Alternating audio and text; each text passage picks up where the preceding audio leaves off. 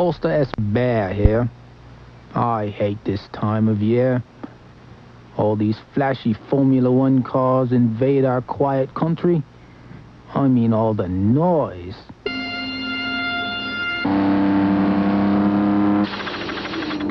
Awful. And they go so fast. How's a country guy like me supposed to cross the road?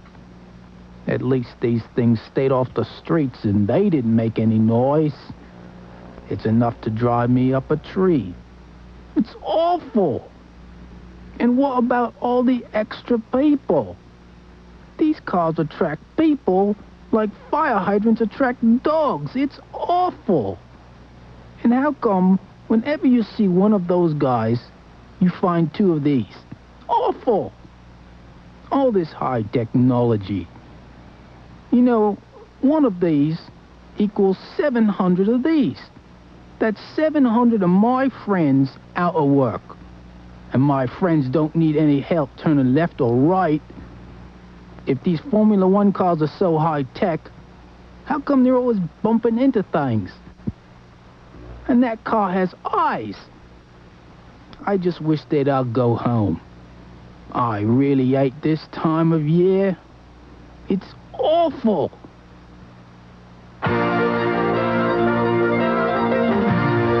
World away from where it began 7 months ago, the Formula One circus has arrived at the final stop of 1987. Hello, everyone. I'm Bob Varsho, welcoming you to beautiful Adelaide, Australia, where it's high summer with temperatures of the 80s. This year's Grand Prix of Australia offers us a look ahead to 1988. After a victory 2 weeks ago in Japan, Gerhard Berger has continued Ferrari's resurgence with his third pole of the year here in Australia. As a result of his injury suffered in Japan, Nigel Mansell will not start in Australia for Williams, putting his second place in the championship very much in doubt. Replacing Mansell in the Williams car will be Riccardo Patrese of Brabham, scheduled to be Mansell's teammate with Williams next year.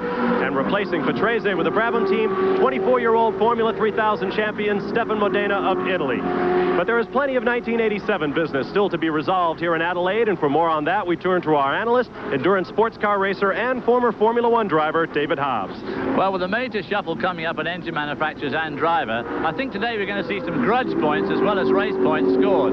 2 years ago, Ayrton Senna virtually took over Team Lotus in a long, protracted political débat. He's going to leave that team with only 2 wins under his belt in 1987. I'm sure he wants to go out on a higher note than that. Nelson Piquet is already getting flack for winning the World Championship this year with only 3 wins as opposed to his teammates' 6. And he also has points to score and also wants to encourage his new team, Camel Lotus.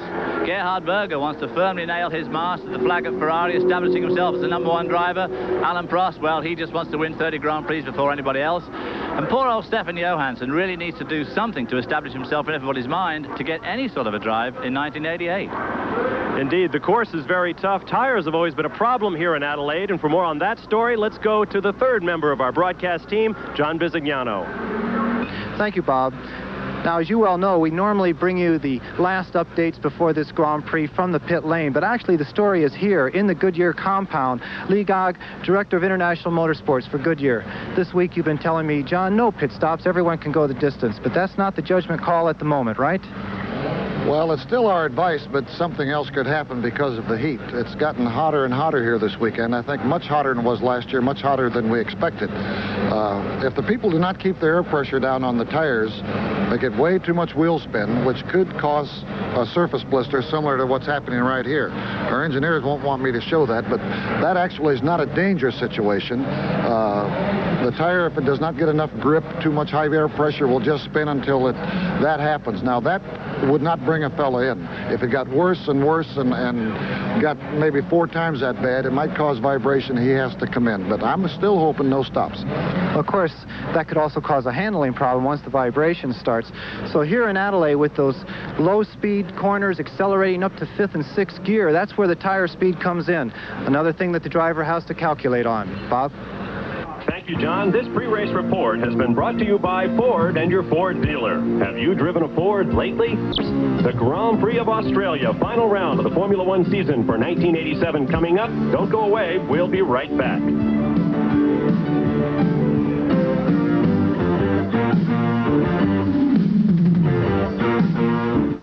could reach 93 degrees with a light breeze off the Gulf of St. Vincent.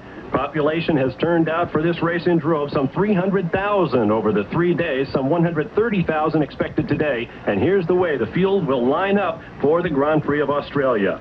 On the pole from Austria, Gerhard Berger, who's been sick with a fever the past couple of days, but nothing's hotter in Formula One right now than Berger and his Ferrari. Outside the front row will be two-time world champ Alain Prost of France, who will lose his #1 rating and his tag Porsche power after this race. He'd like to send both off with a victory.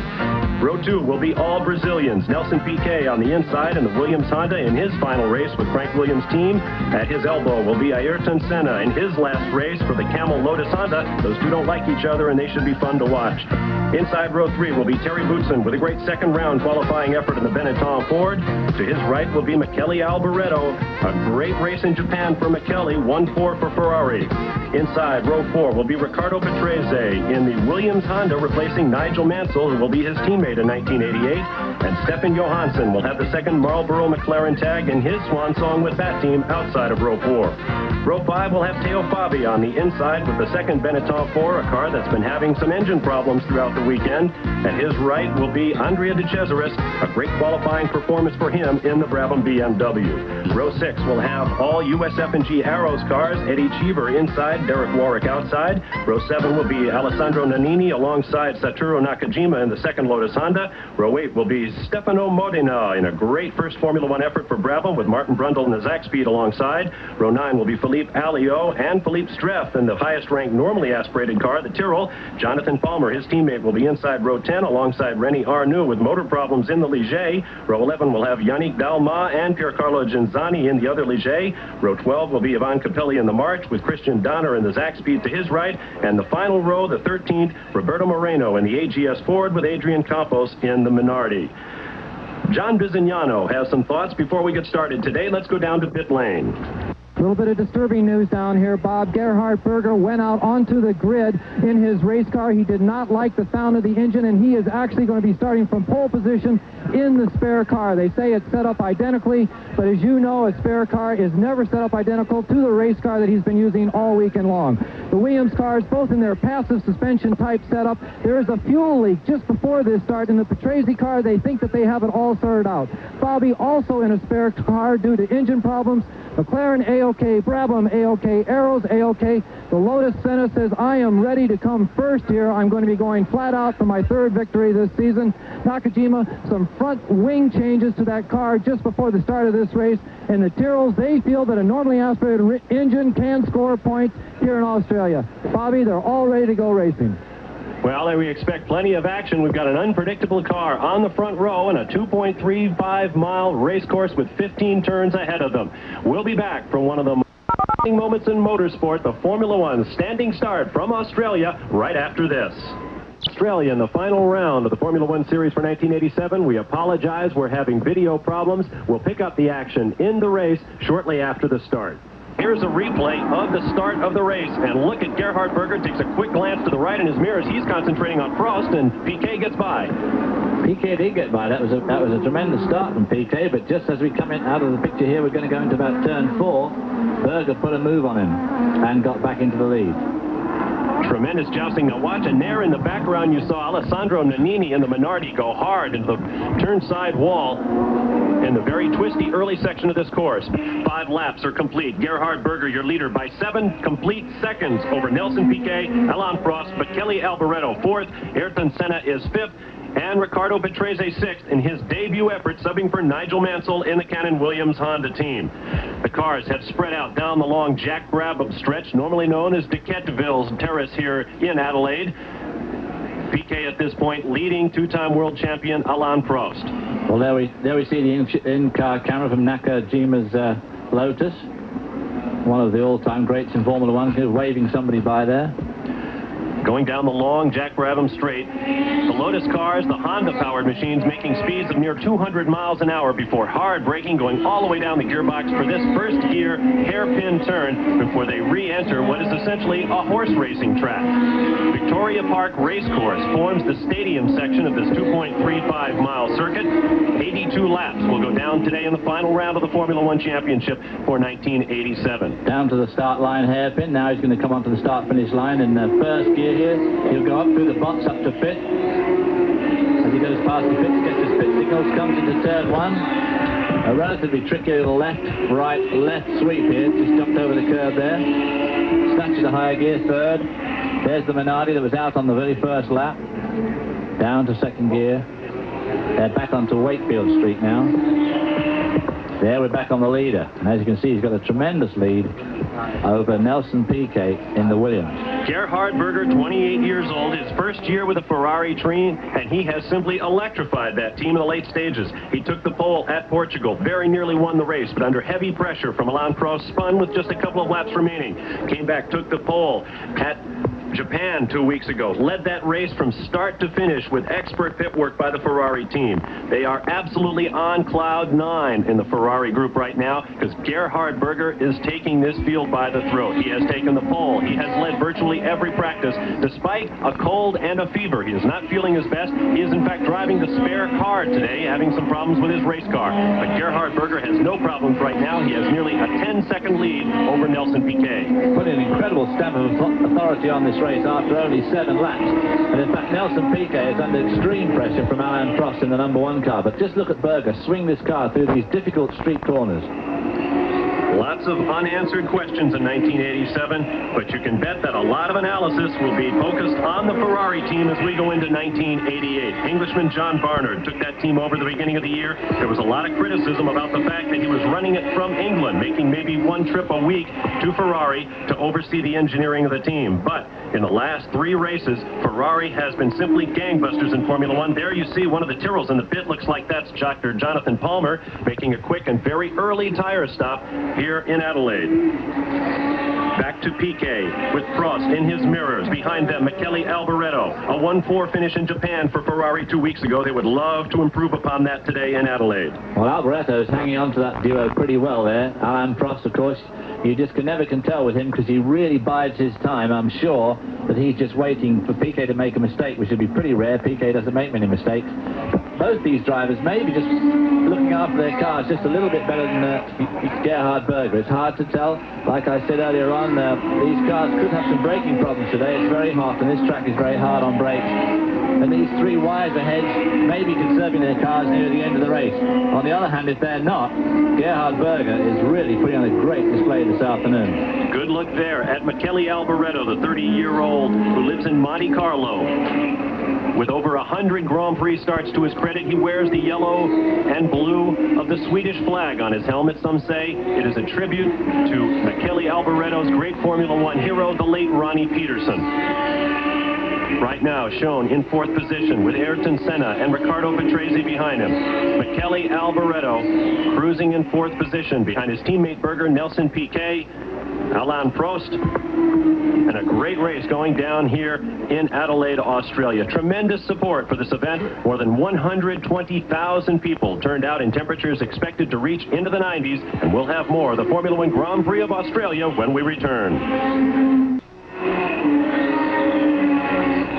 Coming up tonight, live here on ESPN, more National Football League. A great game, the Los Angeles Raiders against the San Diego Chargers. The Chargers, always known as a great offensive team with running back Curtis Adams and quarterback Dan Fouts, going up against the Los Angeles Raiders, who led the AFC in total defense for the 2nd straight season last year, and they also have Bo Jackson in the lineup. Coming up tonight, 8 p.m. Eastern, 5 p.m. Pacific, live here on ESPN, the Raiders against the Chargers. Meanwhile, a great battle here as you take a look out the back of Andrea De Cesaris's Brabham, and look at all the oil all over the lens of the in-car camera, and you see moving up quickly behind him, looks like Teo Fabi. Teo Fabi in the Benetton, how do you go down the inside?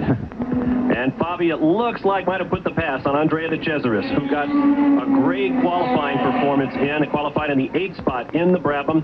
His new teammate, another great story in this race, 24-year-old Stefano Modena of Italy, who qualified in 15th for Brabham in his very first start in a Formula One car. This is the battle for 2nd place.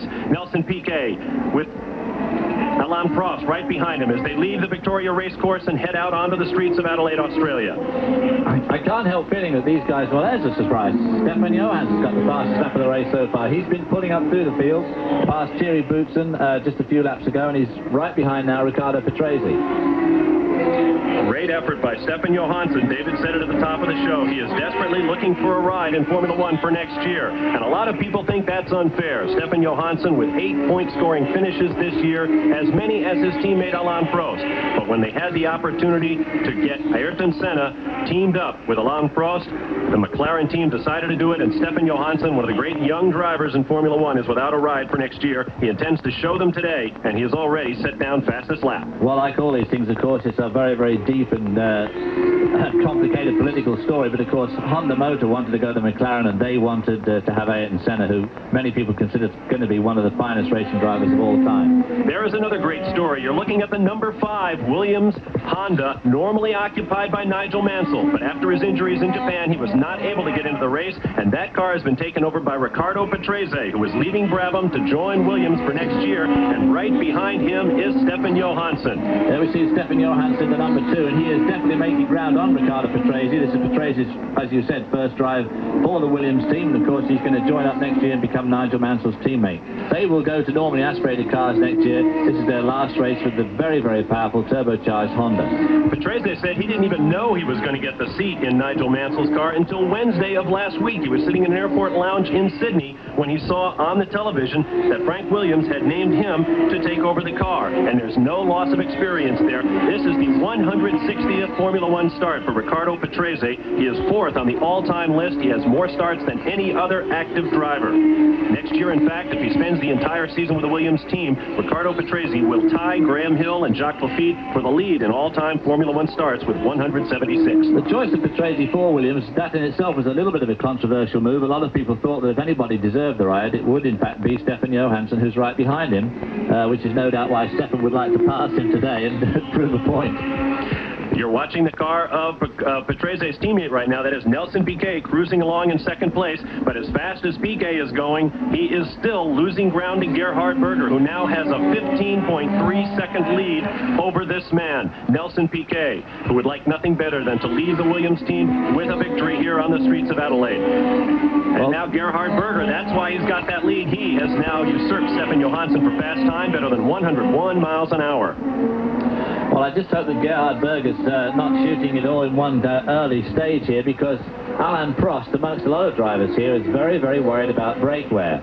And this is a long race, a very hard race, and a very hot race. It's over 90 degrees today, and it could be that the professor, as they call him, Alain Prost, is really conserving his car, and of course Nelson Piquet, who really has got a lot more experience than Gerhard Berger.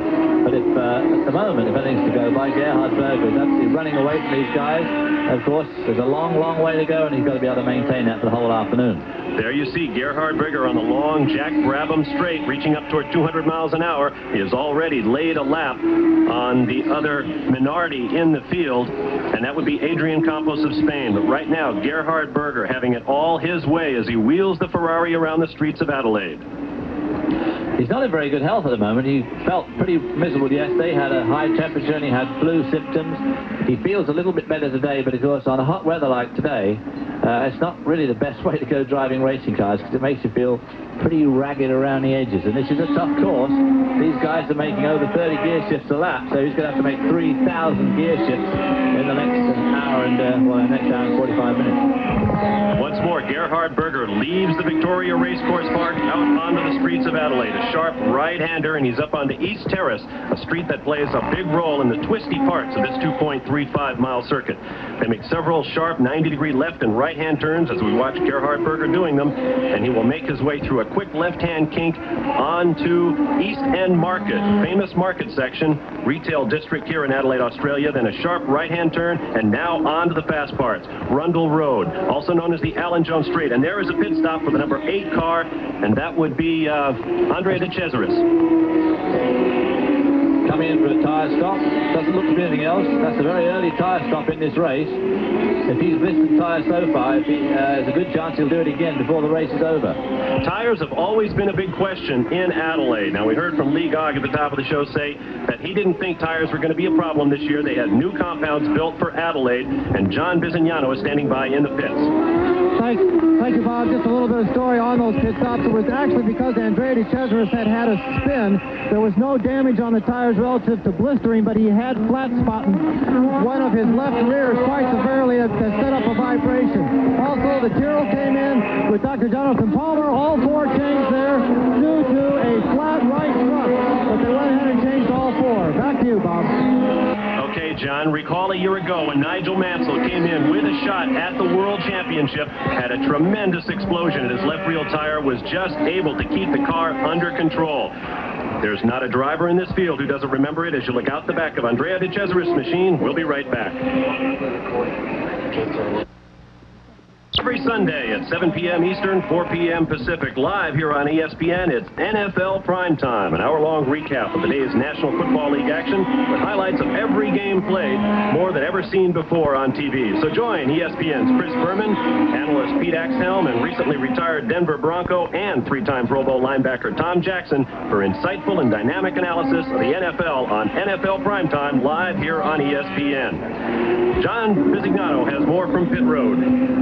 Bob, during that break, Tail Fabi came in the Benetton car, and his rear tires were totally blistered all the way around both rears, right and left. There were severe blisters all the way down to the tread. So these cars are having trouble maintaining an even rear tire pressure, and as they accelerate out of these slow corners, we could see blistering. And another thing is these pit stops are coming early in the race. If everyone has the same problem, you may see 2 or 3 pit stops total. We're starting to rebound some more tires. All right, thanks, John. David, I told you before the race, I think we're going to see tires become a story here. Well, if they're blistering tires at this early stage, obviously there's every good chance they'll come back in with more blistered tires, unless when they change the tires they go to a slightly harder compound. But of course, if they go to a harder compound, they'll go a bit slower, or they'll slide around more and blister those. There's no signs of blisters on Nelson Piquet's tires, not that we can see anyway. That's a great camera shot, that low down there. As they come through that hairpin onto the start-finish line, there we see Piquet going over the start-finish into turn 1. And of course, Alain Prost just biding his time and hanging right in there with Nelson Piquet, not letting him get too far in front. And on the other hand, not overdriving that car, the brakes, the tires, or the engine. Because obviously, Alain Prost would dearly love to win this race. I'd give him 29 Grand Prix wins and put him within really easy touch of that 30. Alain Prost, the 32-year-old Frenchman known as the Professor, notoriously gentle on his equipment and his tires. But recall 2 years ago, that is, in the 85 Australian Grand Prix, K.K. Rosberg came through with a victory after 3 tire stops. He was able to keep fresh tire, fresh adhesion on his car, and he was able to come through and win for Frank Williams. So tires we expect to be the story today as you watch Michele Alboreto in 4th place making his way around. You see Berger up front. Let me correct his lead. I said 15 seconds earlier. It's actually 5 seconds, but still he is dominating this field. Here comes Ayrton Senna driving the notorious active suspension. Oh, and it looks as though, is that Modena in the pits? Looks like Stefano Modena from Italy with his first Formula One pit stop in the Brabham. So maybe the Brabhams are using tyres up a bit more than the other cars this afternoon, because we've already seen De Cesaris stop in the lead Brabham, and now we see Modena stop as well. Prix obviously wouldn't have quite the same feel for the tyres on the Formula One cars as the other guys, because this is his first race, but that was a very, very good stop. Let's go down to John in the pits again. We have Gonzani in the pits in the Ligier Megaprime car. They are changing all 4 tires, but they aren't really rushing at it. His engine has been misfiring the last couple passes through the pit lane. Gonzani still sitting in the car. We don't know exactly what the problem is. They are taking off the engine cover. Bob, back to you. Okay, through the weekend, Gonzani and his teammates have been having problems with engines. Now watch again as young Stefano Modena exits the pits and clobbers the barrier. I think he was probably looking back. I think he was being very gentlemanly there and keeping out of the way of Gerhard Berger, who was coming up to lap him. So that was, made a bit of a mess of his lap for himself, but at least it kept him out of the way of the lead cars. Give a lot of credit to young Stefano Modena, the Formula 3000 champion in Europe. He had never even seen a Formula One race coming into his first drive here with Brabham. He said, I was once at a race where the Formula One cars were also driving, but it was too noisy, so I didn't watch. And now he has an opportunity to drive a Formula One car for the first time, and he is letting the leaders go through. That's Nelson Piquet with Alain Prost right behind him. Well, he's doing a tremendous job of keeping out of the way of everybody else. I must say, it's nice to see see that. Sometimes drivers seem to drive with, why they bother with rear view mirrors, I don't know, but Modern are making a very good job there. He doesn't want to get in the way of these real professionals as they're duking it out for the World Championship point. Good look there at Nelson Piquet, 35 years old in his 141st Grand Prix start, and behind him Alain Prost. Could be a good battle here for second place on the streets of Adelaide, Australia. We hope you're enjoying it here on ESPN. Through the right-hand turns on East Terrace. Now Prost starts to close in on Piquet. It is Honda power against the Tag Porsche machine. This, of course, is the last time we'll see the Tag Porsche-powered cars. Next year, that engine is going to just go quietly away, and we'll see a lot of Honda engines. And, of course, we'll see a lot of normally aspirated engines. And these two drivers, although they don't look as if they're putting a lot of effort into this, are, in fact, now pulling away from Alboreto in the number 27 Ferrari. There's a good shot from above, and you can see the kind of speeds they make. And look, one of the Zach speeds has got a problem. Brundle, I think. That's the number 8 machine. Excuse me, couldn't be 8 if it's a Zach speed. It looks like a turbo problem. They normally generate all that steam. It's either Brundle or Christian Danner. All I could see was the white on the helmet. I think it's Martin Brundle. There you see him, yeah, with the red and blue stripes. And he is out of the car and over the fence. Boy, oh boy, now that is a smoke screen and a half for the drivers to have to go through. Always a bit alarming, you know, when the track is completely obscured by smoke, because if it really is totally blank, you don't know where in the... You know there's something in the smoke, but of course you don't know where. And there you see your leader, Gerhard Berger, making his way down the Jack Brabham Straight. Through the chicanes he goes. Passing one of the normally aspirated cars. Look like that's Dr. Jonathan Palmer. We'll be back to the streets of Adelaide, Australia after this.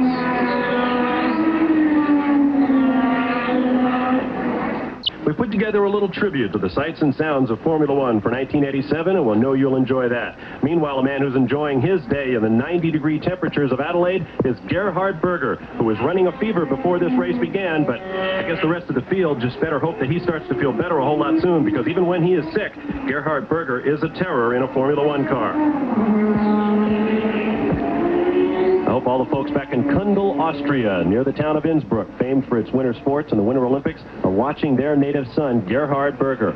His girlfriend and his young daughter looking on as he tries to make it 2 straight wins in 1987 for Ferrari. Well, he certainly is driving very hard, and he's pulled out a substantial gap, just about 7 seconds on his immediate pursuers, which is Nelson Piquet and Alain Prost.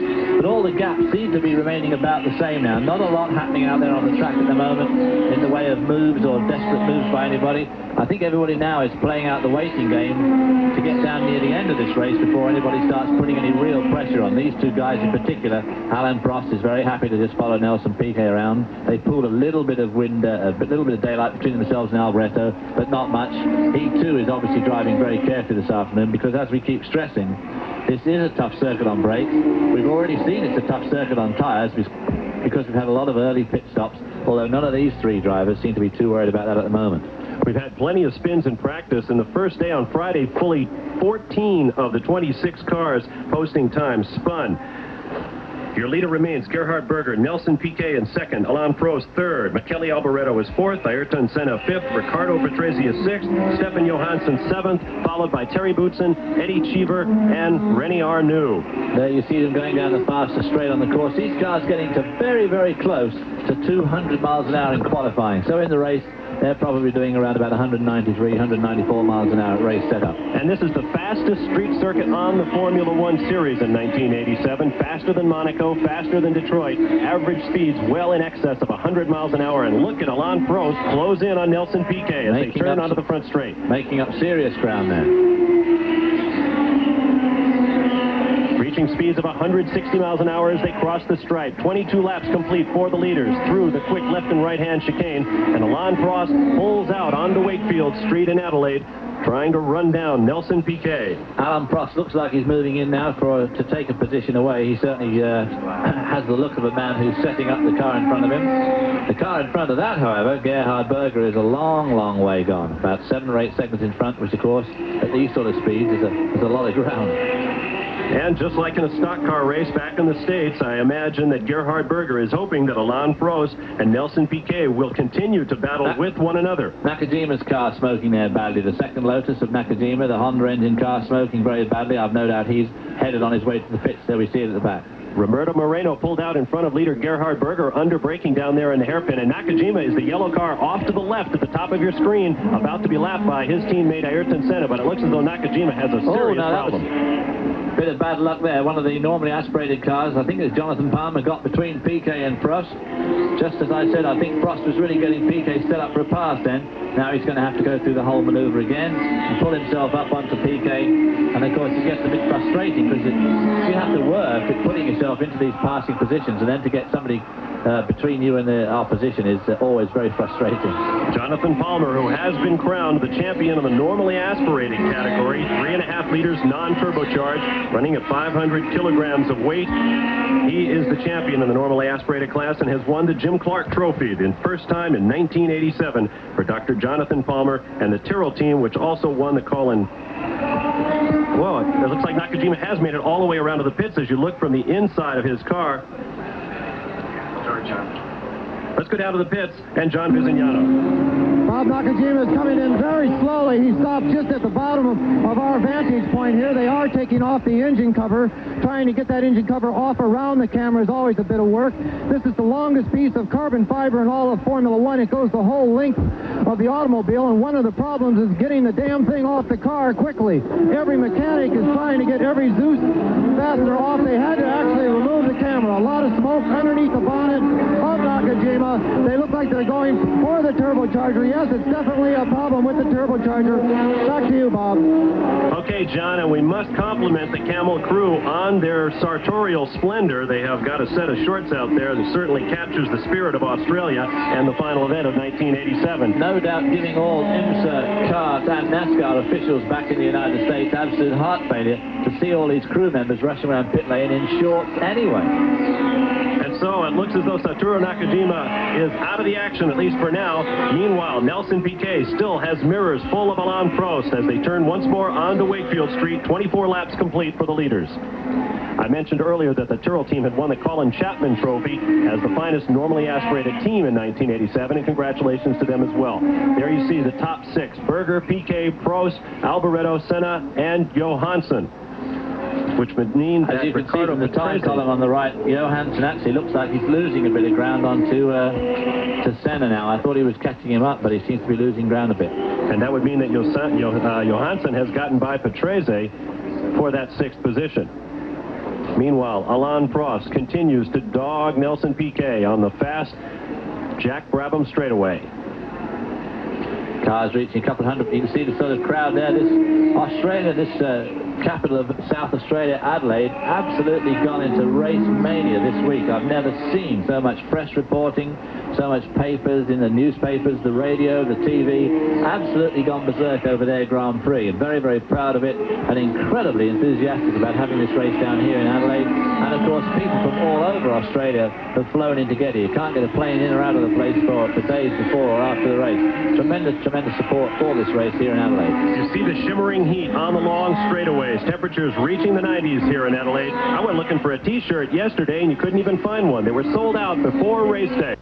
Big moment for South Australia.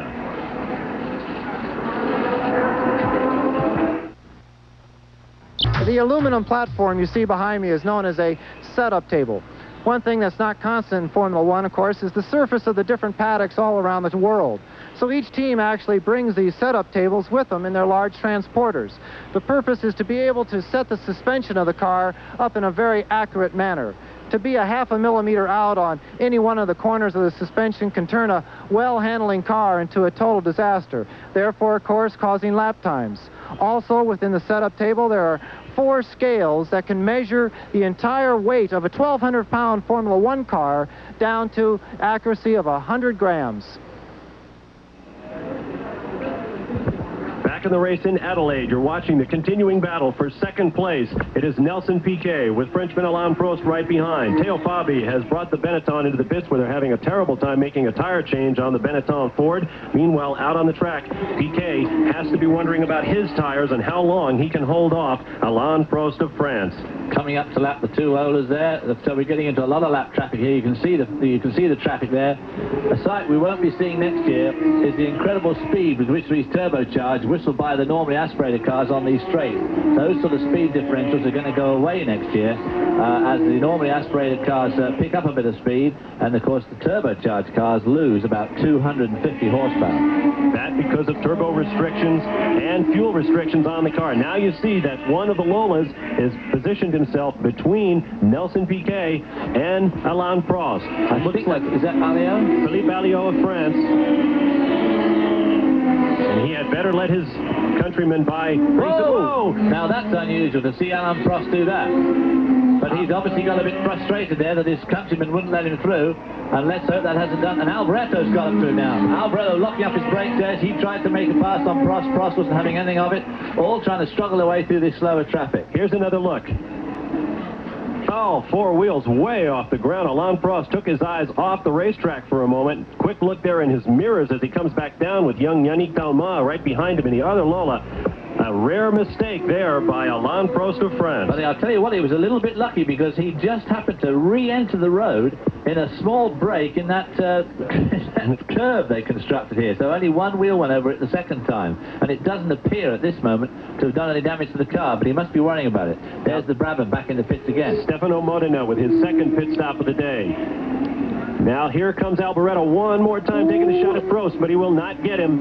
That Lola's not giving up without a struggle, is it? That's a normally aspirated car, and he's just not going to let these turbocharged cars go without a struggle. And in the ensuing melee, this car here, the yellow car of Ayrton Senna, the Lotus, the Camel Lotus, has managed to pull right up now onto Alboreto and to Alain Prost. So what was a battle for second has now become a battle for third as Alain Prost is busy trying to hold off Michele Alboreto and Ayrton Senna. Fastest lap has now been turned in by Gerhard Berger at better than 102 miles per hour. As you can see, as the fuel loads go down, the speeds go up. Of course, the other thing that happens is that with these street circuits, which aren't used, obviously, every day for racing, they don't have a real racing line. And as the weekend goes on, that line gets better and better and better, and the racetrack speeds up as the weekend goes on.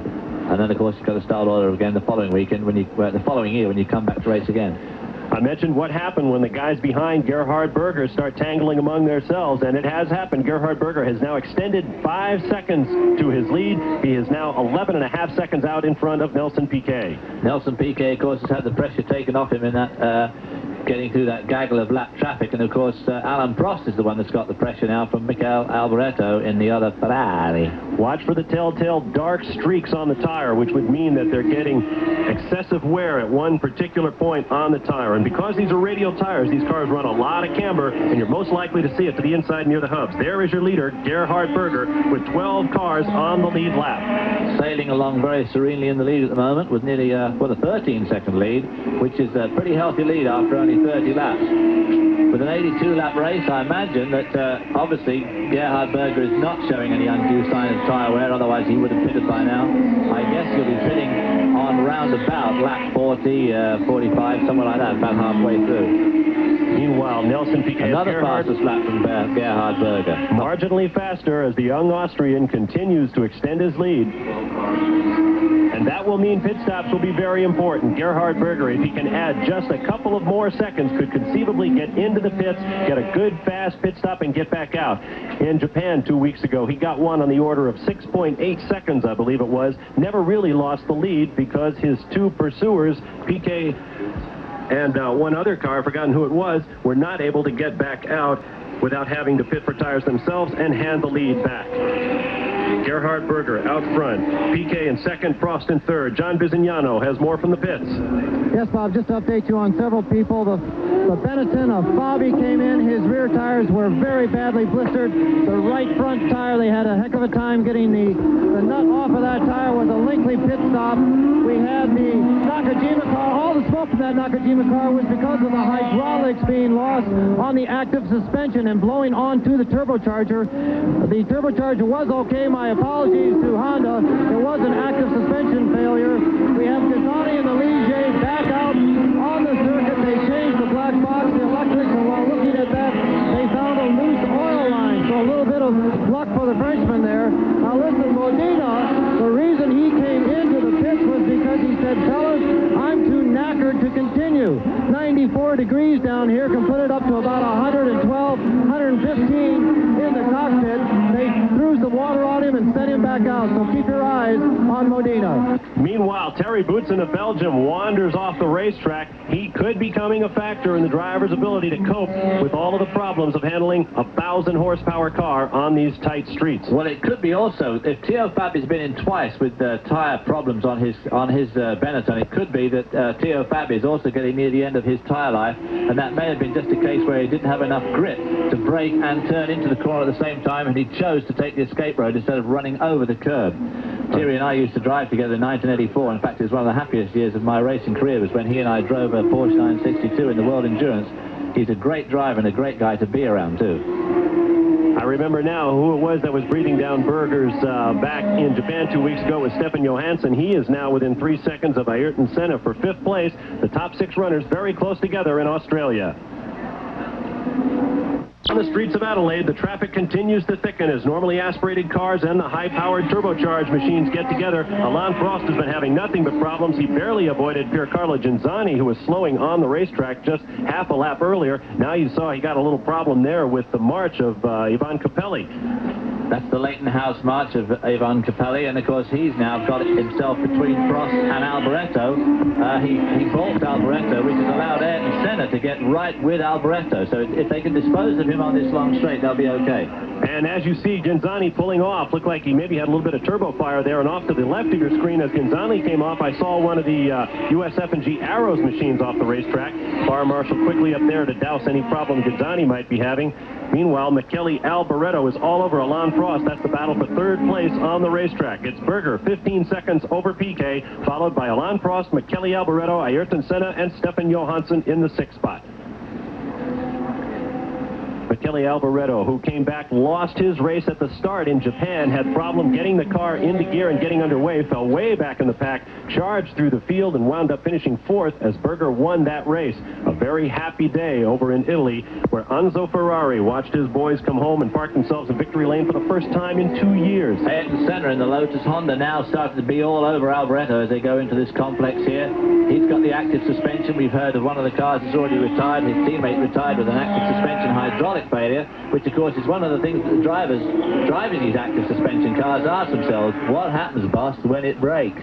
Well, son, you hit the wall. But Nakajima was okay. Nakajima, because he wasn't going fast enough to hit the wall anyway, so he was able to pull into the pit. Okay, we mentioned that USF&G Arrows that was parked on the Brabham straightaway. I believe that was Derek Warwick's car. He is not on our list right now, so Warwick apparently out of the race. Meanwhile, Alain Prost has now picked up fast time at better than 102.8 miles an hour, creeping up towards 103. 2 years ago on this racetrack, qualifying speed with extra powerful engine and extra sticky tires was barely at 100 miles an hour. Now we're racing at 102 in Adelaide. Well, obviously, we'll expect to see the speed slip back again a little bit next year, but racing car designers are a pretty resourceful crowd, and I'm sure that the racing speeds won't change much, even though they're going to lose round about 200 horsepower. We talk about the Japan race a lot. 2 weeks ago, Alain Prost maybe drove the race of his life. He blew a tire, found himself dead stone last, as Nigel Roebuck wrote in some of the great trade magazines. And Alain Prost absolutely charged through the field with absolutely no hope of scoring in points. He passed virtually the entire field, unlapped himself from 2 laps down, and finished, I believe, in 7th or 8th place. A spectacular drive, 2 miles an hour per lap faster than anybody else on the racetrack. We see from the commentary box that one of the Brabhams has pulled back into the pits again, and one has to wonder if it's Modena who's really become too tired to continue in this race. I believe it is Stefan Modena making his first Formula One start. He is used to running Formula 3000, and Piquet is in the pits. Let's go down to John Bizignano. It's a very quick Williams stop. They always had a little bit of trouble with the rear wheel nuts, but they got them absolutely sorted out. Piquet clearing the pit lane, going out there, trying to hold his position. We'll get a report on what kind of conditions those rear tires were in just a moment. Back to you, Bobby. Thanks, John, I looked up and watched as Nelson Piquet did clear the thing. I mean, it was like watching a stone go through water, people scattering in all directions as Nelson Piquet made his way out. They were still pushing Modena's Brabham back into the garages. He was perpendicular to the very narrow pit lane here in Australia, and I thought Nelson Piquet was going to clip him. Well, of course, the tyre-changing technique in modern Formula One racing, to me, is one of the most bizarre hang-ups of old-time racing. I mean, it is just the most dangerous thing that you can possibly do, and how it's allowed to continue like it is with the pit layout as they are, with no safety wall for the mechanics to stand behind, to me just seems incredible. But it looks pretty impressive, but I'm not sure how impressive it's going to look when about 6 mechanics get wound around one of those wheels one day. 16 people on average per team go out there to change tires. If you're used to watching American sports car or stock car racing, you're lucky to get 5 or 6 guys over the wall. You can get your driver disqualified by having more than that. But here, in addition to wearing shorts, they put 16 people out there to change tires. There's about 6,000 people in pit lane at the moment. There's more people in pit lane than in the grandstand. Media down there as well, photographers and officials down there. It is very, very exciting and very, very dangerous. Meanwhile, Alain Prost has reset fast time. We are now up to 103.5 miles per hour. But he has not been able to dent the lead of Gerhard Berger, who is now 18 seconds out in front. Gerhard Berger, of course, must be due for his tyre stop soon. Nelson Piquet was the first of the real front runners to make a pit stop, so Berger and Prost and Alboreto can be expected to come into the pits any moment now. There you see the USF&G arrows of Eddie Cheever just going out the bottom of your picture. He is running in 9th position and about to be lapped by the leader, Gerhard Berger. You see the leaderboard. Berger, Prost, Alboreto, Senna in 4th position. Johansson is 5th. Nelson Piquet down to 6th after that pit stop. We'll be back to the Grand Prix of Australia in Adelaide after these words.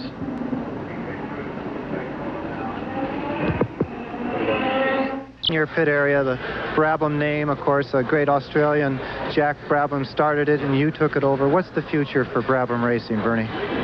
Good. Alive and well. In Formula One or another class? Well, I hope so. We'll be in Formula One, don't worry. You have so many fans in the United States, so many traditional Formula One followers, and people have seen you win championships in the last few years. Everyone's really wondering, will Brabham be in Formula One as a top-running team in 1988? Well, unless we think we can be a top-running team, we won't be in Formula One in '88. You know, we need to have some decent sort of an engine package.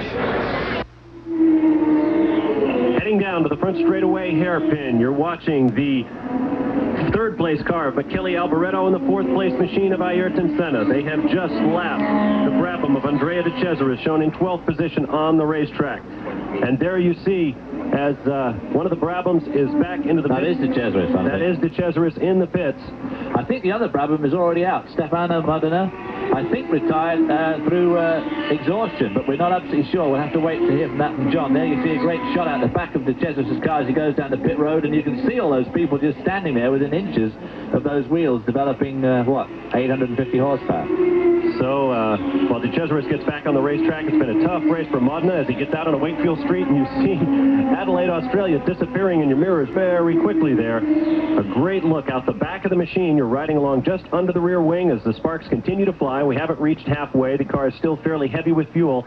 And there you get an idea of the speeds and those menacing concrete walls on either side. 8,000 pounds per concrete barrier. You don't want to run into those. I think that picture also gives you an incredible idea of the acceleration powers of these cars. I mean, you look at those corners, which are right there 1 second, then the next second they're out of view. I mean, these cars really do accelerate. Well, De Cesaris' teammate, Modena, is out of the race, but give him credit. He usually runs 20-lap races in Formula 3000 cars. He tried to go 80 laps in a car that maybe 3 or 4 times as powerful in temperatures approaching 90 degrees, and he did a great job while he lasted. So Andrea De Cesaris, the sole waver of the Brabham banner right now. Here is your leader, Gerhard Berger. His lead is now down to 12.9 seconds. It has been decreased by Alain Prost, who is now in 2nd place, with Alboreto in 3rd, Senna in 4th, Johansson 5th, and Piquet 6th. Alain Prost, one of the worst men in the world to have stalking you. Kind of like an Alfred Hitchcock movie to have someone like Alain Prost behind you in a race, because he really is absolutely uncanny. You drive off into the distance, you get a 15-second lead, and you think, well, goodbye, Alain, for this afternoon. Then, hey, presto, what happens? Suddenly he's only 10 seconds behind, then he's 8, then he's 9, then you realise you've got to make your tyre stop. And the little Paris is in front again. He really is an uncanny driver, there's no doubt about it. I wonder if Gerhard Berger knows it's Prost behind him. Recall the Portuguese Grand Prix, watched here on ESPN, as Gerhard Berger led from pole right down to about 2 laps to go, with Alain Prost constantly behind him, constantly pressuring, albeit a lot closer than he is right now. And with just a couple of laps to go, Berger admitted, he said, I choked, I spun, and Prost went on to take his 28th. Well, it's one of those victory. things in racing, people never expect drivers to choke or sort of worry so much. When tennis players come to match point and they score a double fault, no one seems to worry about it. Everybody says, oh yeah, the poor guy choked. Well, obviously the same thing happens in racing. And Gerhard Berger hasn't had a great deal of experience at leading. We've got an awful lot of traffic coming down there. Whoa, and there's Prost once again hitting the curbs in that chicane. Not a good day at that stretch of the racetrack for Alain Prost. I tell you what, those 4 cars all arrived at turn 1, all at exactly the same time, and they all wanted exactly the same 8 square feet of road. Alain Prost probably considers himself lucky he came away with all 4 wheels and a race car underneath him. Boy, I tell you, and Ayrton Senna has now sided his way past both Alboreto and Alain Prost. 28 cameras from 9 Network here in Australia, helping to bring you coverage of the Australian Grand Prix. The FOCA Award winners for best televised coverage of a race last year, and they've made a multi-million-dollar effort to bring the world another great race, and they're doing it. Broke off in most unprofessional manner there from your commentator, because I happened to glance out the window and saw those cars approaching the turn when I was talking about something else on the monitor. Yeah, but it was a bit of a heart-stopping moment. And there you see Ayrton Senna now going underneath Eddie Cheever.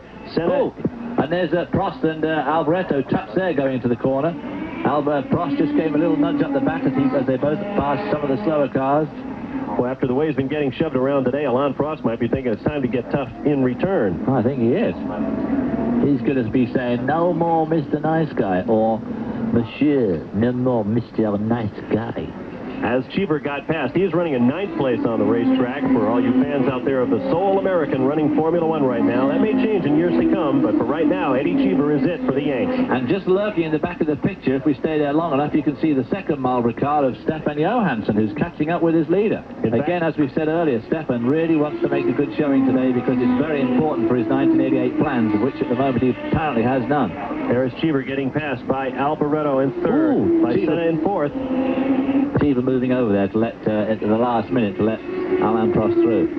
I keep looking at my scorecard. You keep looking up at the race. I'm going to watch the race. Yeah, I'd watch the race. It's pretty exciting bit of racing going on here. These guys are really out there. These guys are getting serious. I mean, you can see why they earn their $1 million now. $2 million. $3 million. Jesus, more $1 million. A lot of money anyway. But they're earning it this afternoon. There you see Alboreto, 30 years old, living in Monte Carlo. His wife, Nadia, perhaps looking in on Italian television. There are 2 Italian networks turned it off now. As Michele Alboreto leads Alain Prost. 2 drivers with a lot of Formula One experience and a lot of respect for each other. 27. There's Alboreto in the Ferrari, in the twisty section of the course. They'll very shortly make their way onto the long straightaways, but this is the East Terrace section. Or excuse me, they're back in the park. This is back in Victoria Park Racecourse.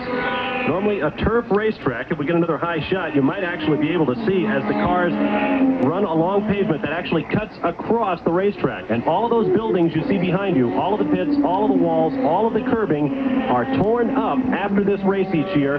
They are bulldozed, they are covered with turf, and it becomes a quiet city racecourse once again. Adelaide goes to great expense, and there's René Arnoux getting out of one of the Ligiers. His day is done. We'll be back to Adelaide, Australia after this. We're back in Adelaide, Australia, in the pits at the Grand Prix of Australia, and Eddie Cheever with the US-F&G Arrows is in the pits, and they're having a lot of trouble getting him up and getting those wheels on. Eddie Cheever was just involved in that little fracas with Andrea de Cesaris. We saw afterwards, just before we went away to commercial break, that Eddie Cheever had got a problem of some sort and was going very slowly. And so Eddie Cheever, who was as high as 8th in the race, had faded back to 13th at the time he made the pit stop. He is now shown in 15th place. Let's go down to pit road and John Bizignano. Bobby, the problem with Cheever's car as he came in was the right front tire was totally flat. Obviously some contact that you had described earlier. He is in the pit and he is going to be back out on the racetrack, but it was that right front that was holding him up all the way around and into the pit lane, Bob. Okay, thank you, John. Let's take a look at the way they're standing now with 51 laps complete. Ayrton Senna has just set a new lap record. We're now at 104.8. Gerhard Berger remains your leader as you watch Berger there. In second place, Ayrton Senna. Third is Alboreto. Alain Prost holding down fourth. Fifth is Nelson Piquet. Sixth now Terry Boutsen. Will continue through the pack. Ricardo Patrese in his debut with Williams Honda is 7th. Christian Danner is 8th in the Zach Speed. Ivan Capelli in the March is 9th. The normally aspirated car doing really well. 10th place, Andrea de Cesaris. 11th, Jonathan Palmer. 12th is Yannick Dalma. 13th is Roberto Moreno. 14th, Johansson is out. That moves Eddie Cheever up into 14th. 15th, Teo Fabi. 16th, Adrian Campos. 16 cars remaining in the race of the 26 that started. There has always been great attrition here in Adelaide. 2 years ago in 1985, the record was set when only 8 cars out of 25 that started the race finished. Last year was 14 out of 26 finished the race, and we'll probably go somewhere under that this year. Let's go back down to pit road now, and John. We're with the USF&G Arrows driver, Derek Warwick. What went wrong? I was coming out of turn 8, and something went bang. Something went bang from the rear end, and I think the crown wheel pinion broke. The final drive just broke. We've seen a lot of tires coming in here with blisters on them. Were your tires blistered? What kind of shape is it in back there with those rear tires? No, the USF&G Arrows was running very well with tires. Eddie just come in for tires because he had a punch on the front right. I think we could have gone the full distance. It's a shame that he got the punch already. Derek, what about the heat? It's 93 degrees down here in the pit lane. That can be over 100 degrees in the cockpit. How tough was it out there dealing with the heat? It was very, very hot, but the problem for me was the engine was running at 120 degrees on the water, and in order to keep that down, I had to turn the boost right down to 3.2, and I just had to run at 3.2 and still the water temperature of 110. So not only the engines, but the drivers are running very hot here in Adelaide, Bob. Thank you, John, and we've got more drama. Alain Prost has parked the #1 McLaren. He's looking down in the area of his fuel meter, but it's much too early for that to be a problem. The way those wheels are bent looks more like a park to me. Yeah, there you see, he spun off and went right past the gravel and into the tires. Well, that is unusual for Alain Prost to make a mistake like that. We didn't see the beginning of that playback, whether in fact somebody was in the way, but he's made a couple of mistakes this weekend. He spun twice in practice, alongside a lot of other people, mind you. This track has proven to be very, very slippery once they get offline. Like I say, they're city streets and they are slippery once you get offline, and it's caught Alain Prost, one of the best, well, probably the best driver in the world, out. Very unusual sight to see his car being towed away from the crash barriers. Alain Prost, who was running in 4th position at the time, Fourth will now be Nelson Piquet, who's making his way back up towards first place, strictly by attrition of the people in front of him. Terry Boutsen then moves up into 5th position. Ricardo Patrese into the final points-paying position in 6th. Well, of course, Nelson Piquet must be the guy who's gnashing his teeth at the moment, because he stopped to change tires, and of course none of his immediate pursuers have. There you see your leader, Gerhard Berger, with Ricardo Patrese in front of him. Berger now has reset fast time. We're approaching 105 miles an hour. We're in record territory. Gerhard Berger making his way around, and as he does, as he tries to win this race wire to wire in Australia, he is fighting history. In the 2 previous runnings of this race, the pole sitter has never won. Now here is another look at what happened to Alain Prost. Well, he just seemed to spin off. There didn't seem to be any other reason that we could see. He was right behind Alboreto. It was a fairly harmless crash as far as Alain Prost was concerned, which obviously is lucky for him and his car. But now we see Gerhard Berger trying to put a lap on the Italian Ricardo Patrese in his first drive in the Williams Honda. It won't be all that easy to slip around him, I wouldn't think. But there's a bit of smoke coming off that car of Patrese, I noticed, on the gear shift, but it could be just a turbo oil seal. You saw as Prost went into the tires, that's the 3rd time we've seen a spinning car prevented from contacting the wall. And it's good that they're out there. Well, a little puff of smoke there from the Patrese car. Tire barriers are absolutely fantastically effective things, but now we're seeing a lot of smoke coming out of that car of Patrese's. Maybe it is something serious. Recall Japan, where Nigel Mansell went into the tires, and remember Derek Warwick in Mexico, where he went hard into the tires. He didn't even remember what happened until moments later. So the tire barriers really have saved some drivers' lives this year. Well, when the world disposes of something like 25 million tires a day, it's not too expensive a way of building some very, very, very effective barriers. Ricardo Patrese continues to puff smoke as they make their way down to the turn, and it looks as though De Cesaris in the background is getting onto pit road as they make the tight hairpin and head back up toward the stripe life one more time. Your leader, Gerhard Berger, hoping to break the jinx. A pole sitter has never won in Australia before, and Berger just flies over the barriers. We got an off-road race going here in Australia Well, now. he's not taking it easy, and one of the reasons he's not taking it easy is because Ayrton Senna has pulled from 18 to 12 seconds to within 12 seconds of Berger in the last few laps, and there's still 20-odd laps to go. There you saw as the Cesaris getting some more attention in the pits. His chances quickly fading. He was running at 11th when he made the stop. He'll be much further back. So he'll be at least another lap down. He was already 2 laps down, so the Cesaris is effectively out of the race. We don't know what the problem is with his car, but Gerhard Berger is fully aware of the fact that Ayrton Senna is winding him in. Good look there at Berger, and behind him, Dr. Jonathan Palmer, the normally aspirated champion for 1987, holder of the Jim Clark Trophy for the normally aspirated cars. And we also see the man with the magic hair, Thierry Boutsen, in that shot there, who's now running in 5th spot. There we see that great shot out the back of the Cesaris' car as he leaves the pits. That's a wonderful camera looking out the back as, whoa, looks like, I guess that's Piquet coming up quickly behind him in the 6th car. It is, as they make their way through that quick left-right chicane and out onto Wakefield Street. No waiting around for Nelson Piquet. He takes them on the inside. Well, that's all he needs, Piquet, is to have somebody coming out of the pits and blocking him for a couple of laps while he's trying to make up some ground here, because he has slipped back a lot, having made that tyre stop, and we don't really know whether he had to make it or not. He assumed, I assume, he assumed everybody would make a stop, and he thought he'd be the first in, and of course if the other two don't, he's going to be out of luck. That camera rides right on top of the gearbox with the engine behind it. Can you imagine what would happen when the engine exploded? It happened on Friday, and we all got a great look as the flames and the smoke poured out behind Andrea de Cesaris' machine. We'll be back to the streets of Adelaide, Australia, after these messages. You're watching Formula One racing on ESPN.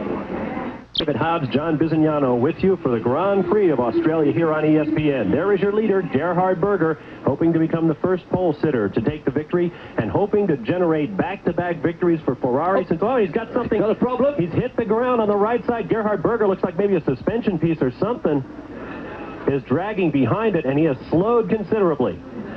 Right, is the right tire flat? Well, I take that back. He hasn't slowed much. Let's watch as Gerhard Berger makes his way around. There could be great drama here. Maybe he just picks... No, there's something there still. Something just causing a problem. He might have a tire going down. Unless he's got something jammed under the car. No, it looks all right from there. A close look with the help of the Network 9 cameras here in Australia. It's still dragging there. You can see it. It looks like maybe the under tray has come apart at the right rear corner and is dragging on the ground. There are little titanium strips that protect it as it bounces on the road. But Gerhard Berger is continuing. His lead is down to 9 seconds over Ayrton Senna. Great drama growing here on the streets of Adelaide as we watch your leader, Gerhard Berger. As I mentioned, it's been 1981 since Ferrari has won back-to-back races. There is nothing they would like better than to go build their car for 1988 with 2 wins to finish off the season. Gerhard Berger looking in his mirrors on the right-hand side. I think he's trying to get a look at what's going on at the right rear corner of his car. And this is Piquet off to the left, going very slowly. Nelson Piquet, who was running in 4th position at the time. We could see a tremendous shakeup in the leaders here as sparks now fly from underneath the car of your leader, Gerhard Berger. And Piquet got a good look at it as he crawls down the long Jack Brabham straightaway. Well, Nelson Piquet must be feeling an incredibly fortunate man. He won the World Championship going into Japan with the demise of his teammate Nigel Mansell, the only man who could really give him a run for his money. Had that bad crash in practice and didn't take part in that race or this one. And it looks like he's going to be a DNF here as well, having 2 DNFs in a row, but having got the World Championship in his bag. I mean, that is... They say it's no good being lucky in racing. You've got to be clever and you make your own luck. But I tell you, there's sometimes when you're just flat lucky. Gerhard Berger making his way around, and the sparks fly at certain ports on the race board. Well, if it's the under tray that's coming off, of course, there's a lot of ground effect developed by these cars. The faster they go, it literally sucks the car down on the road, and of course, when they go fast, that's when it sucks the under tray down. There is Piquet crawling into the pits. They're going to put him up on the jacks, but he had a big problem out there. Let's go down to John on pit road. Our vantage point is a little ways down the pit road. They don't seem too terribly concerned with any engine parts or anything. Alan de Cesaris there looking around at the back of the car. Everyone gathered around trying to get an opinion on it. Suspension is being checked both front and rear, but it is a very long... The brakes are absolutely steaming. We can see now the smoke coming up from both the front and the rear brakes. That is the same reason that Teo Fabi is out of this Grand Prix. It looks like brake problems for the Williams. And we saw that the march of Ivan Capelli was into the tire barrier as well. We're having problems right and left here. I wonder if anybody's going to be around to win this one at the end. Your leader, Gerhard Berger, with 59 laps of a scheduled 82 in the books. His lead is now 8.9 seconds over Ayrton Senna. There are only 3 cars on the lead lap. Only some 14 now, by my rough estimation, still running out of the 26 starters. Well, that's an interesting piece of information we just had from John Bisignano, too. And when he said that Teo Fabi was out because his brakes were worn out, Teo Fabi elected to go using the carbon fiber discs. His teammate, Thierry Boutsen, elected to go using the cast iron discs, which are not as effective, they're not as good, they're heavier, but they do last a lot longer. And, of course, it looks like it caught his teammate Teo Fabi out in deciding to go with the more advanced disc. Now here is the man of the hour, Ayrton Senna of Brazil, running in second place and slowly closing in on Gerhard Berger, who seems to be having a problem in the Ferrari. Well, if Gerhard Berger's undertray drags on the ground too much and it wears away any of the fastenings to hold the undertray onto the car and it comes off completely, obviously he'll have to make a stop. And, of course, that would just play right into Ayrton Senna's hands. Berger is your leader. Senna just under 9 seconds behind. Jonathan Palmer in a normally aspirated car has now moved up into the points-paying position. And that would be interesting indeed to see the normally aspirated machines crushing into the top 6. Even though he's 2 laps down, which, of course, just shows how this field has decimated itself. He's 2 laps down and he's still in 6th position. There we see Ivan Capelli spinning. Looks like he didn't contact the wall or anything. I don't think he did, no. He managed to get away with that. Well done. Hey, a point's a point. 2 laps down, we'll take it with the normally aspirated cars coming into their own next year. Let's go back down to the pits and John Bisignano. We're here with Eddie Cheever. Eddie, you were running very quickly in the early stages. What happened? Well, I'm not sure if I had a problem with my computer, because it was giving very bad readings on fuel. I couldn't pick up the fuel. I was running at 100 horsepower less than I could have. Then I had a puncture, and then I had to go 1 whole lap, very slow coming in, and water temperature went too high, and we decided to call it a day. Did you and Andretti Keselowitz make contact out there? It looked like there was a little bit of contact between the 2 of you. No, not at all. I was at the pace I was having to run after about lap 10. I mean, in some stages I felt I could have walked faster. I mean, we were using a lot of fuel today, and unless everybody else is bluffing, I believe that the pace is a little bit too fast. I think we might have a few surprises at the end. Thank you, Eddie. Eddie Cheever and Derek Warwick for the USF&G Aero team, both out of the Australian Grand Prix. We're back in Adelaide, Australia, where Gerhard Berger leads the Grand Prix of Australia by some 8 seconds over Ayrton Senna. Michele Alboreto and the other Ferrari is 23 seconds down now in 3rd and closing very quickly on both the leader and the second-place Lotus of Senna. In 4th place is Riccardo Patrese, a lap down in the Williams. That's right, in the Williams. If you weren't with us at the start of this race, Riccardo Patrese has replaced Nigel Mansell in that car for this race. Of course, he'll team with Mansell next year. In 5th place, Terry Boutsen the Benetton, also a lap down. And in 6th place, Dr. Jonathan Palmer, the normally aspirated champion for 1987 in the Tyrrell. He leads a group of cars that are 2 laps down. We have 12 cars remaining in the race. And Ayrton Senna has got that lead down to just over 7 seconds now. He really is catching up with Gerhard Berger, and there's only something like 18 laps left to go. Can he do it? Can he knock off 8 seconds in 18 laps? And, of course, get past Berger, which is the other thing. It's all right catching him up. You've got to get around him somehow. There is Ayrton Senna. And as old Paul Hogan would say, that's when the trouble starts, mate.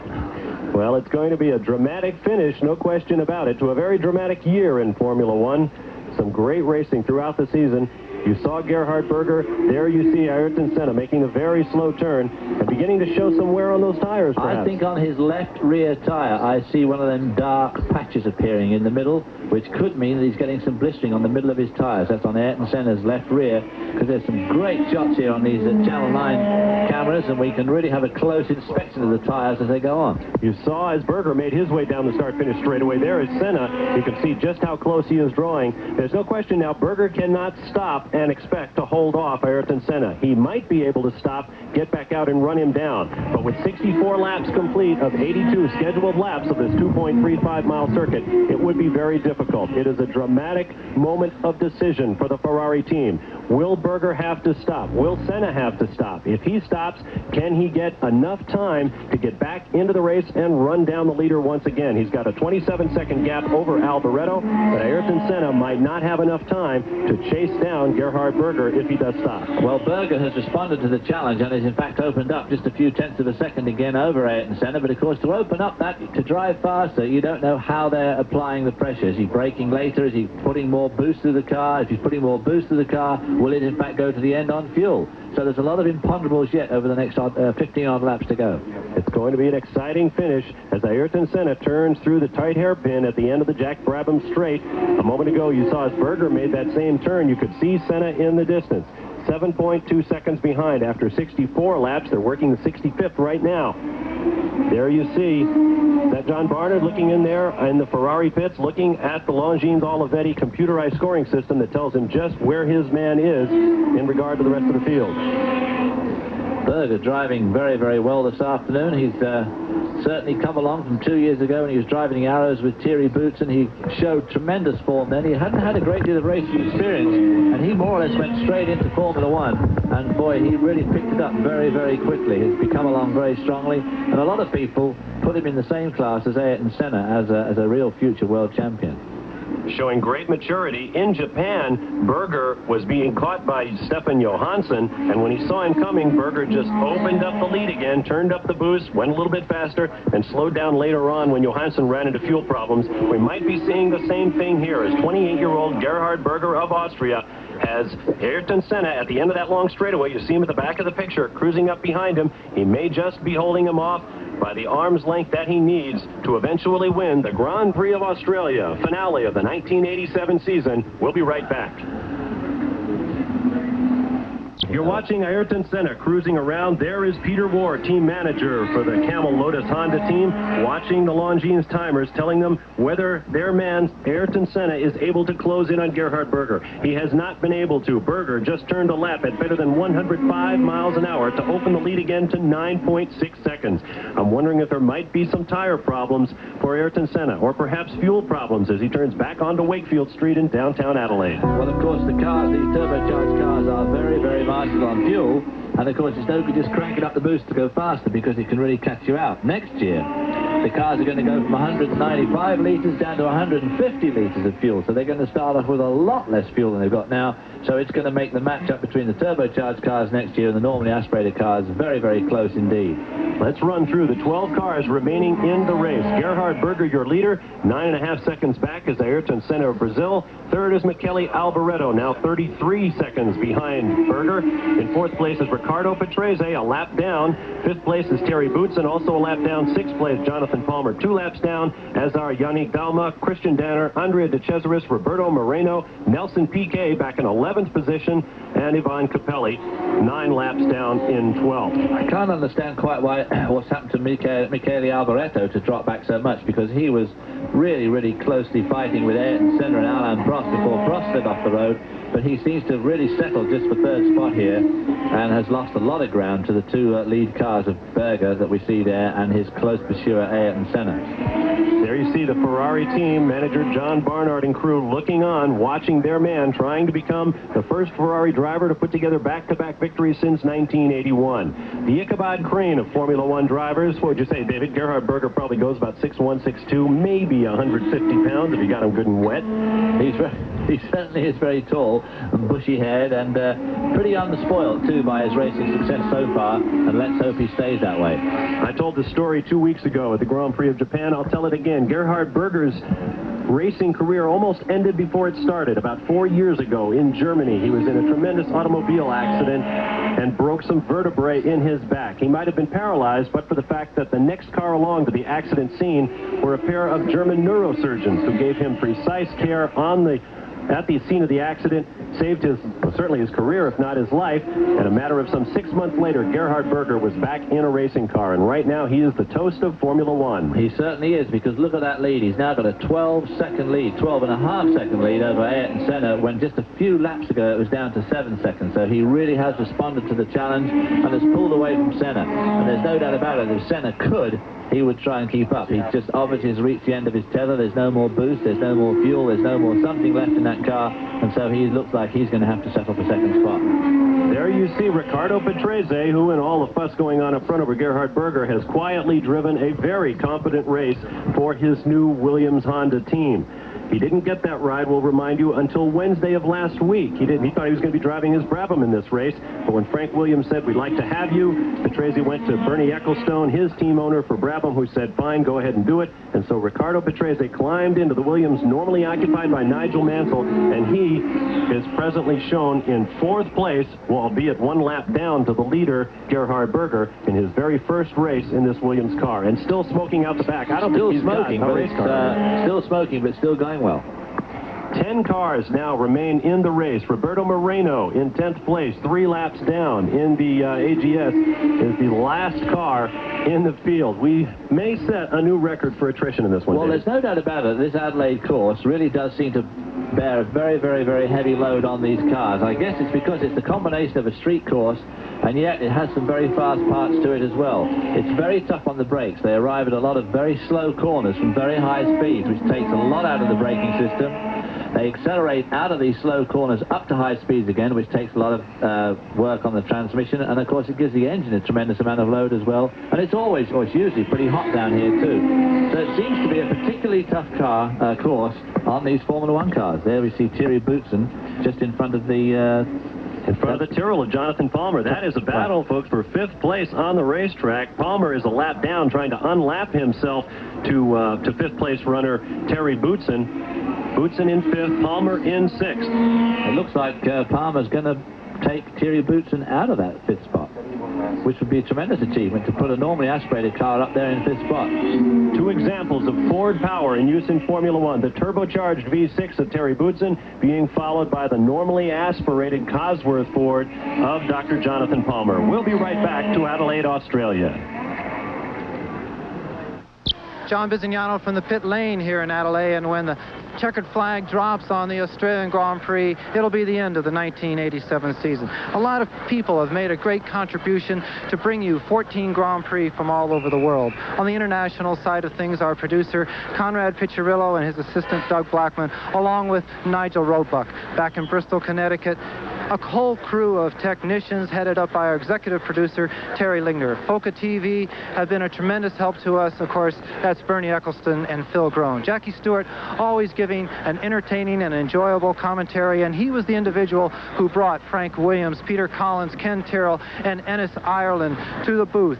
A first in Formula 1 and a first for ESPN. Stay tuned after this program for the sights and sounds of the 1987 season, and don't be too sad. We'll see you from Brazil in 1988. Welcome back to Adelaide, Australia. Approaching high summer with a temperature of some 90 degrees, and you're watching Gerhard Berger cross the start-finish stripe one more time at the head of a field of 10 remaining of the 26 starters in this final event of the Formula 1 season for 1987, the Grand Prix of Australia. 72 laps complete, 10 remaining of the 2.35-mile Adelaide street course. And Gerhard Berger has once again broken the lap.